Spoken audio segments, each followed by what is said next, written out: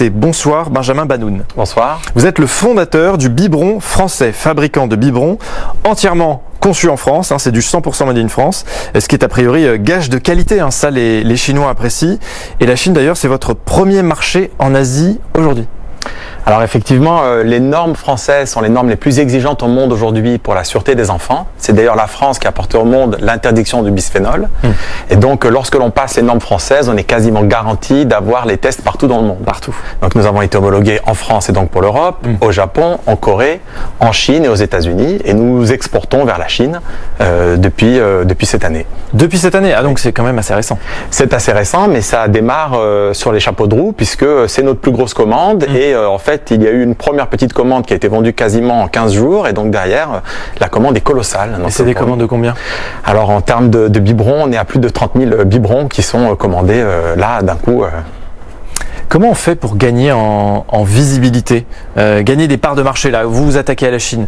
Comment vous faites pour faire connaître votre marque? Disons que tous les feux sont ouverts pour nous, c'est très favorable parce que d'abord la sûreté de nos produits, deuxièmement le label Made in France rassure énormément les consommateurs chinois parce qu'ils ont une grosse défiance. C'est ça, la fabrication française, en Chine ça passe pas inaperçu. Alors non seulement ça passe pas inaperçu, mais c'est complètement désiré, c'est désiré pour la sûreté, mais c'est désiré aussi pour l'image, lifestyle et luxe qu'a la France. Et donc nos produits sont particulièrement intéressant pour les consommateurs chinois. Et comment est-ce que nous avons rencontré? Tout simplement sur des salons en Europe où des distributeurs chinois sont aujourd'hui les plus gros clients des salons européens pour venir sourcer des marques européennes et notamment françaises. Et tout ça, c'est un vrai atout pour vendre, pour s'exporter, notamment vers la Chine. Écoutez, pour nous, ça a été formidable, mais nous avons mis beaucoup de temps avant de nous décider parce que des contacts, on en a eu énormément, sauf qu'il y a eu la barrière de la langue, la barrière de la confiance. Nous avons hésité, on a eu peur de se brûler les ailes. Nos biberons sont premium. En France, si vous voulez, nous sommes vendus au Bon Marché, au Galeries Lafayette, dans des endroits qui sont plutôt prestigieux. Il ne fallait pas que de l'autre côté, la distribution se fasse dans un écosystème qui soit pas équivalent. Et donc, nous avons pris le temps nécessaire pour trouver, nous l'espérons, le bon partenaire. En termes de volume, c'est sûr que c'est le bon partenaire. En termes d'image, je pense aussi, parce que ce qu'il nous a déjà montré en termes de présentation dans les magasins n'a rien à envier à ce que nous faisons en France. Alors maintenant, vous avez un partenaire chinois. Quelles sont les attentes là de ces clients chinois?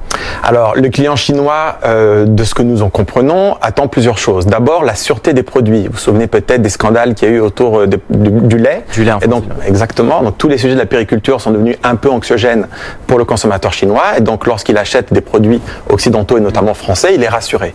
Deuxièmement, ce qu'il attend, c'est de la technicité, puisque nos produits, nous avons plusieurs brevets sur nos produits.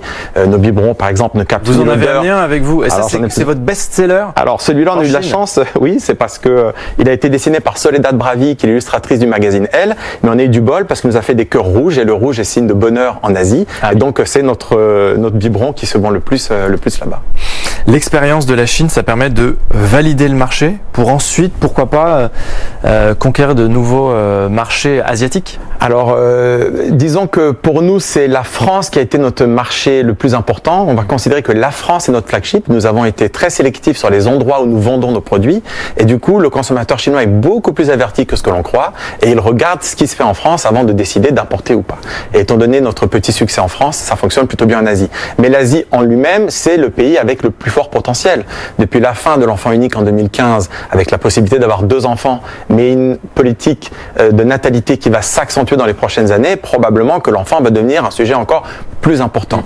Et la middle class chinoise, elle augmente d'une façon incroyable avec un souhait d'acheter des produits vraiment qualitatifs pour l'enfant. On investit de plus en plus dans son enfant. Donc pour nous, la taille du marché existant, la taille du marché futur et l'attractivité des produits français, c'est pour nous, il faut qu'on y aille absolument. Oui, alors là, une première commande, 30 000 biberons, vous nous disiez, si ça marche, il va falloir assurer parce que... Alors on est déjà un peu en retard et en difficulté pour les livrer, donc on est en train de muscler les jeux dans nos entreprises françaises. On a la chance d'être sur des entreprises qualitatives qui sont capables de générer du volume et donc aujourd'hui on est en train de mettre les bouchées doubles en vue du développement de ce marché. En tout cas, hyper intéressant. Merci beaucoup Benjamin Banoun. Merci beaucoup de m'avoir reçu. Fondateur du biberon français.